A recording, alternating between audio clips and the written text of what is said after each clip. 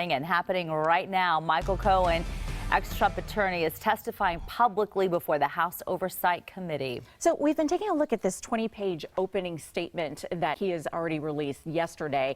And it seems that he says he wants to clear his name. Remember, he's already pleaded guilty for lying to Congress under oath before, and now he will be appearing again. Now, this is 3 testimonies that he'll be giving this week on Capitol Hill, but today is the only chance that you will have to see him as he testifies. This is the only public testimony happening this week. And there's a lot said in that statement that we will be hearing about. We're expected to hear about him making allegations against Mr. Trump, from racist comments to everything about alleged illegal hush money schemes. And so just very inflammatory remarks that has a lot of people just raising eyebrows and watching intently to see what is going to happen and what is going to be said today. And then once this information is out, what will happen because of it? So right now you're taking a close-up look. That's Elijah Cummings. He is the chairman of the House Oversight Committee. So that's the hearing that you're going to be watching today. And he kind of gave a little bit of perspective of what are you going to hear today? Like, what is different about this testimony compared to the other 2 that he's giving this week? Well, the kind of the scope of what they'll be talking about today has to do with any potential payoffs from the president that he might have been involved in, financial disclosures, also compliance with campaign finance laws, also any possible conflicts of interest. So they're going to focus on those topics when they're talking to Michael Cohen today. Yeah, and Cohen says that he never really felt like Mr. Trump directly asked him to lie to Congress, but he says he believes he was carrying out an order given his interactions with Mr. Trump. And so that's what's going to be questioned here. That's what people are going to really be looking at to see what happened in the first place. And so all of this information should unfold right here. We're going to be bringing that to you, and we'll also try to get this on our Facebook Live, so you can hopefully go there. We'll talk to our web team and make sure that they are able to pull that up for us as well, so that you can watch this in its entirety. Donald Trump. Mr. Chairman, I have a point of order. You'll state your point of order. Rule 9F of the committee rules say that any testimony from your witness needs to be here 24 hours in advance. The committee, the chairman knows well that at 10:08 we received. All right, we're listening in right now. We're just waiting for Michael Cohen to begin those statements.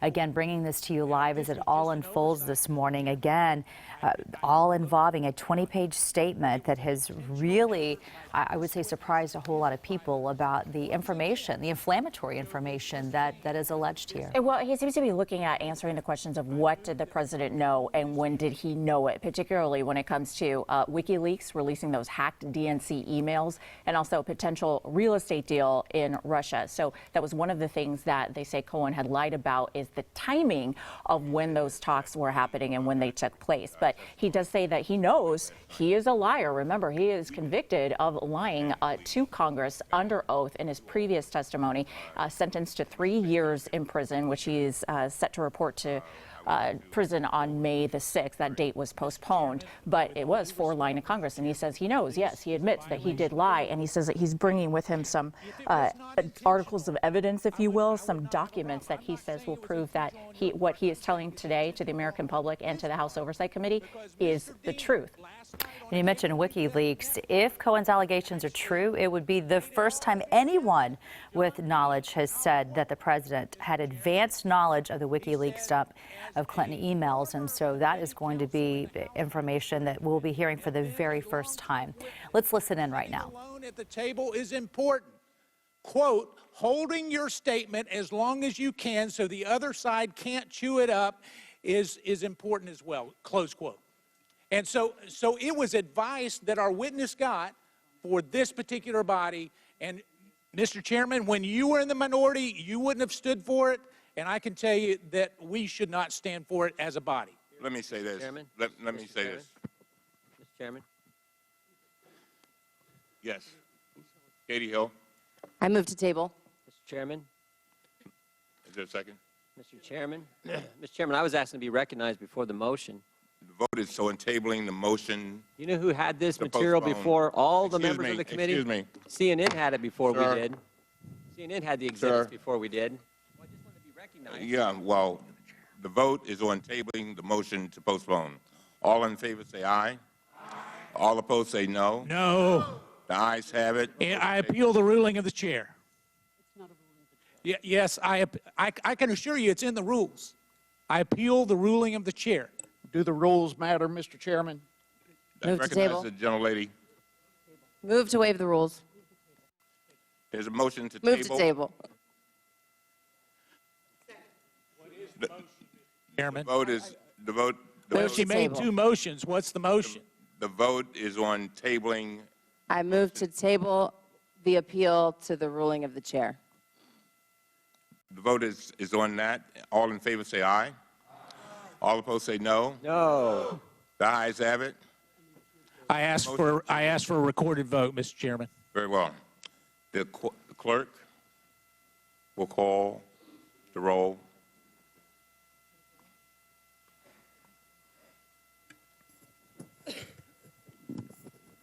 Mr. Cummings. Yes. Mr. Cummings votes yes. Ms. Maloney. Yes. Ms. Maloney votes yes. Ms. Norton. Ms. Norton votes yes. Mr. Clay. Mr. Clay votes yes. Mr. Lynch. Mr. Lynch votes yes. Mr. Cooper. Mr. Cooper votes yes. Mr. Connolly. Aye. Mr. Connolly votes yes. Mr. Krishnamurthy. Aye. Mr. Krishnamurthy votes yes. Mr. Raskin. Aye. Mr. Raskin votes yes. Mr. Ruda. All right, you're listening in right now as all of this takes place as President Trump's former lawyer, Michael Cohen, is testifying before a House Oversight Committee, and how interesting that they're now making them individually vote and publicly as well. They wanted to record that vote. So this is interesting and dramatic in just the first few moments. So remember, Michael Cohen is the one expected to testify today, and he has not spoken a word yet. But right now they're doing the vote where they can do a roll call where they say who they are and how they vote. So they're looking at table an appeal of the ruling of the chair. So again, this happening in just the last couple of moments, and we haven't even gotten to Michael Cohen's opening statement, which is supposed to be kind of the highlight and the spotlight of what's happening today.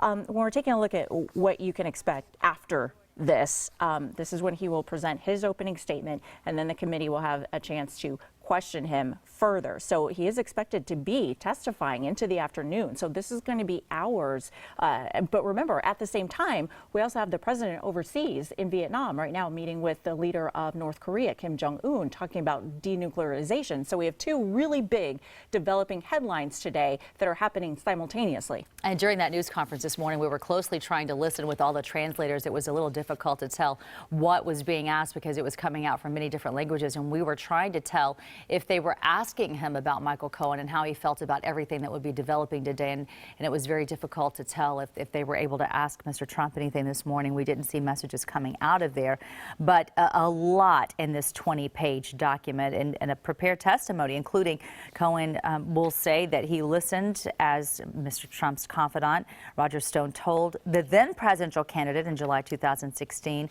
That was days before the Democratic convention, that he had just gotten off the phone with WikiLeaks founder Julian Assange, and that Mr. Assange had told Mr. Stone that there would be a massive dump of emails that would damage Hillary Clinton's campaign. And so what we had heard from Mr. Trump before is that they had never had those conversations. It sounds like now that Cohen is going to come forward and say, wait a minute, yes, they did have that conversation. So that is just one of many things that he is alleging in this testimony. If you're wondering why this is such a big headline, why you're seeing it on many networks and you're probably seeing it on your social media and seeing all kinds of live feeds, this testimony was actually supposed to happen earlier in the month. It was supposed to happen on the 7th of February. It was postponed because Cohen had said that he was feeling threatened and attacked not only by the president and some of the statements that the president had made about Cohen's father-in-law and family members, but also by the president's current personal attorney, Rudy Giuliani. Now, what happened last night is Representative Matt Gaetz from Florida had posted a tweet asking Cohen if his wife knew about his girlfriends and that he should have maybe that conversation last night before his wife was finding out that information. A lot of people interpreted that as witness tampering and as intimidation tactics as well. It looks like that vote's complete, so let's listen and see what's happening now. Mr. Cohen appeared in federal court